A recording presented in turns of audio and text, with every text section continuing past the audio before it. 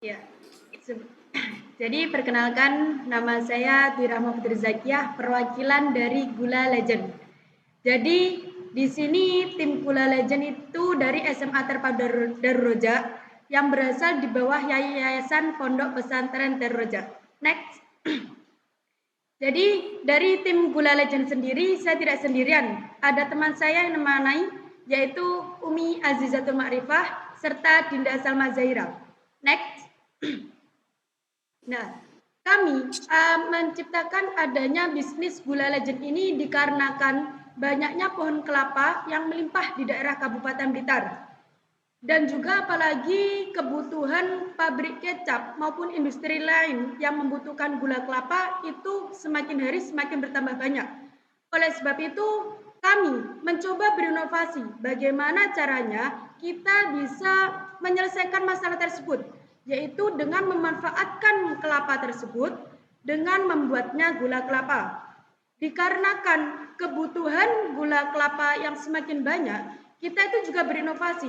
Bagaimana caranya kita mensiasati hal tersebut serta bisa mencukupi semua kebutuhan yang ada di masyarakat maupun pada industri-industri yang membutuhkan gula kelapa. Yaitu kami mengakalinya dengan mencampurkan beberapa bahan, tetapi tetap sama rasanya dengan gula kelapa. Mungkin hanya ada perbedaan sedikit. Next. Moto. Dalam bisnis kami mempunyai moto yang sering kita sebut dengan 3P, yaitu P paham adalah paham, piawai, serta profit. Paham. Di sini maksud dari paham adalah kita paham apa yang dimaksud dengan gulapa, kegunaan pohon kelapa, ataupun manfaat lainnya, yaitu yang mana kita bisa memanfaatkan hal tersebut agar terus berinovasi. Yang selanjutnya adalah piawai. Piawai di sini adalah kita mencari solusi yang sedang terjadi di masyarakat. Banyaknya pohon kelapa ini juga kita manfaatkan agar kita bisa menciptakan sebuah bisnis yang bermanfaat bagi masyarakat. Profit. Profit di sini kita mempunyai dengan dua cara, yaitu dengan B2B serta B2C. B2B sendiri kita menjual gula kita kepada para pebisnis seperti pabrik kecap maupun sambal pecel. Untuk B2C sendiri kita menjualnya di masyarakat. Next. Problem.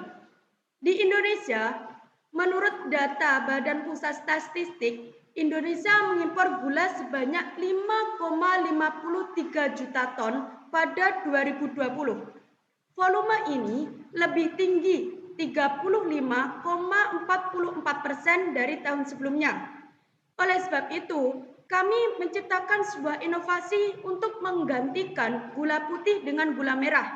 Apalagi kita lihat gula putih dan juga gula merah ini lebih baik dibandingkan dengan gula putih. Next. Selain problem tadi, kita pun juga mempunyai beberapa problem lainnya, yaitu distribusi yang masih terbatas, kurangnya pengetahuan kualitas gula merah dibandingkan gula putih, kurangnya efektivitas para pengepul gula tradisional, serta bagaimana masyarakat yang awalnya memakai gula putih pindah ke gula merah. Yang selanjutnya adalah kebutuhan gula yang masih impor. Next. Solusi. Dari problem di atas, kita mempunyai solusi. Yang pertama adalah mendigitalkan efisiensi, yang mana para pengepul dan juga para pembuat gula ini bisa saling berkomunikasi untuk mencukupi semua kebutuhan gula yang ada. Yang selanjutnya adalah menekankan masyarakat hidup sehat, sehingga masyarakat bisa beralih ke gula merah. Next. Seperti yang saya katakan tadi, kandungan gula merah itu lebih baik dibandingkan gula putih. Dapat dilihat di slide itu, bahwasanya gula putih itu hampir 100% mengandung sukrosa, sedangkan gula merah sekitar 70% sukrosa. Yang mana jika seorang yang pengidap diabetes bisa beralih ke gula merah, walaupun gula merah itu sebenarnya tidak bisa menggantikan gula lainnya, tetap bisa menyebabkan diabetes, tetapi kandungannya itu lebih sedikit dibandingkan gula putih. Next. Keunggulan. Mempunyai kandungan yang lebih baik daripada gula putih. Harga bersaing dengan pasar, menggunakan bahan baku yang berkualitas. Sebab, dilihat dari persaingan pasar, banyak sekali para pembuat gula merah yang menggunakan molase atau tetesan tebu. Sebenarnya untuk warnanya sendiri memang bagus, tetapi rasanya sendiri pun berbeda dengan gula merah. Selanjutnya, walaupun kita memakai bahan baku yang berkualitas, tetapi kita tidak pernah melupakan harga. Untuk harganya sendiri, kita tetap masih bisa bersaing dengan pasar. Next. Kegunaan. Kegunaan dari gula kelapa ini sendiri adalah memenuhi kebutuhan industri, seperti industri kecap maupun sambal pecel. Memenuhi kebutuhan sehari-hari, memberikan rasa manis, serta berperan sebagai pengawet. Next. Distribusi. Bisnis kita itu adalah bisnis baru yang dari hulu ke hilir, dari penderes kelapa ke pembuat sampai pemakai perusahaan atau rumahan yang memproduksi berbasis masyarakat. Karena ruang lingkup yang luas, kita saling mengoneksikan kebutuhan akan gula kelapa. Next. Untuk pendanaannya sendiri dalam bisnis Gula Legend ini kita membutuhkan sekitar 11.477.000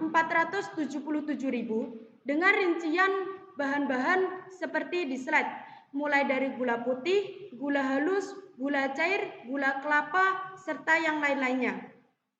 Next. Demikian tadi yang dapat saya presentasikan dari tim Gula Kelapa, kekayaan sumber daya alam di Kabupaten Blitar. Dengan networking jaringan Santri Daroja, semoga bisa bermanfaat untuk peningkatan perekonomian seluruh Indonesia. Next. Terima kasih. Sudah, Kak. Baik, terima kasih peserta nomor urut 3 dari Gula Legend. Kami ingin konfirmasi kembali, ini yang presentasi dengan Dinda Salma Zahira atau rekannya? Ini rekannya. Dengan siapa, Mbak? Dwi Rahma. Dwi Rahma, baik. Mbak Dwi